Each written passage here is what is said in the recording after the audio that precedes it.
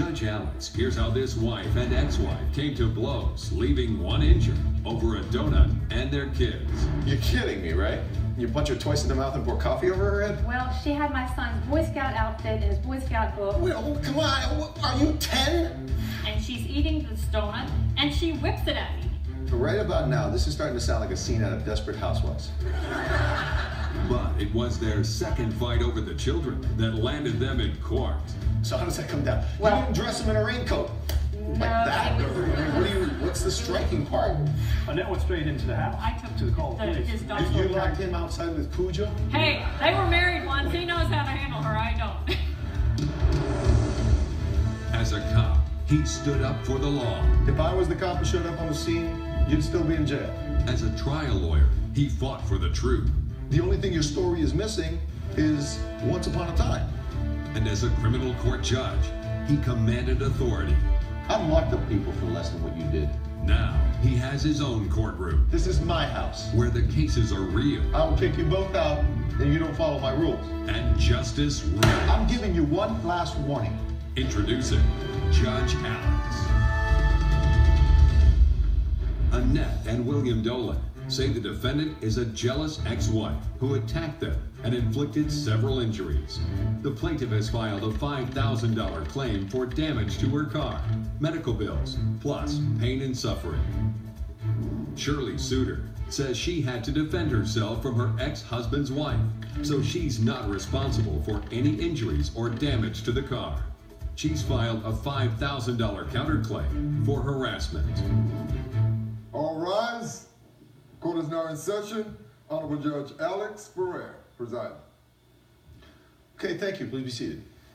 Ms. Dolan, you're suing Ms. Suter for $5,000 for pain and suffering and medical bills and property damage that you claim resulted from what amounts to basically a knockdown, drag-out World Wrestling Federation fight, it looks like, that the two of you had. Is that right? That's correct. All right. And Ms. Suter, you're counterclaiming. You claim she's responsible for the altercation you guys had, and you're suing her for harassment and for expenses that you incurred as a result of that fight. That's correct, Your Honor. All right. How do you know each other? I am married to Miss Suter's ex-husband. Okay, so you were married. At some point or another, you've been married to both of these ladies. Yes, I have. As far as Okay. my ex is concerned, she can have my ex. All right. So tell me what happened. Well, we have a long, colorful history. My husband I met in high school, and in 2000, we reunited. At that point, he was separating from Miss Suter, and because of that, I think that she was not thrilled with me to begin with. You think? Possibly, I don't know. Yeah. I don't think she was ready for the divorce, and I just happened to stumble in on something that I had no party to. I mean, I was... What happened on this occasion? Well, in 2001, I believe it was, she came over to our house, and we have shared custody, and Shirley had brought the children to our house on a night we weren't supposed to have them, but she needed us to watch the children.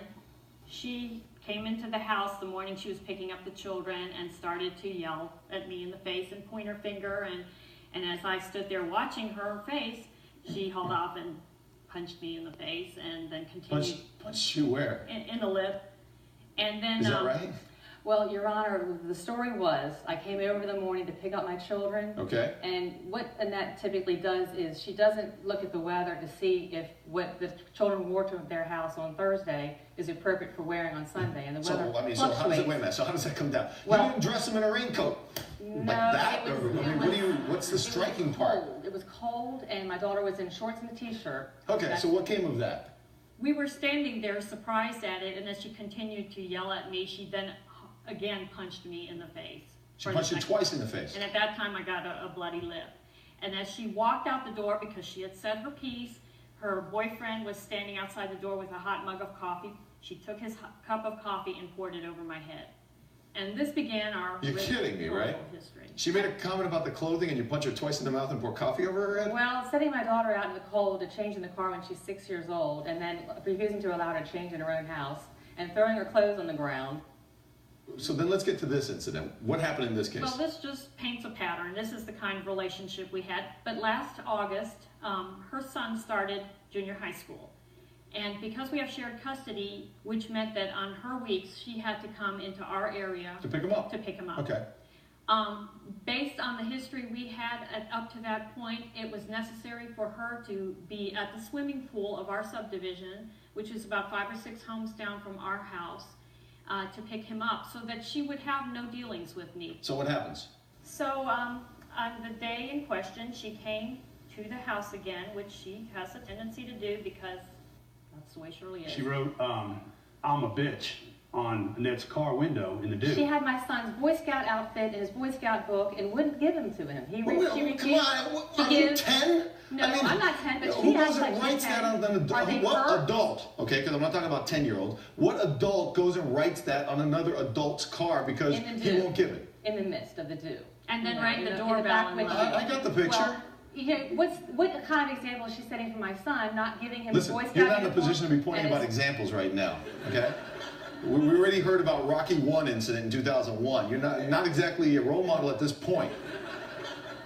When Judge Alex returns, is the plaintiff a victim or a troublemaker? So you got out of the safety of your car where you could have rolled up the windows, locked the door, and driven away to defend yourself. I don't know whether I shoved her out of the way and got into the car to get away. Now I you're did starting to that. realize that getting out of the car was not the brightest idea you've had. That's correct. And later, the judge takes a look at injuries suffered during this wife and ex-wife scuffle.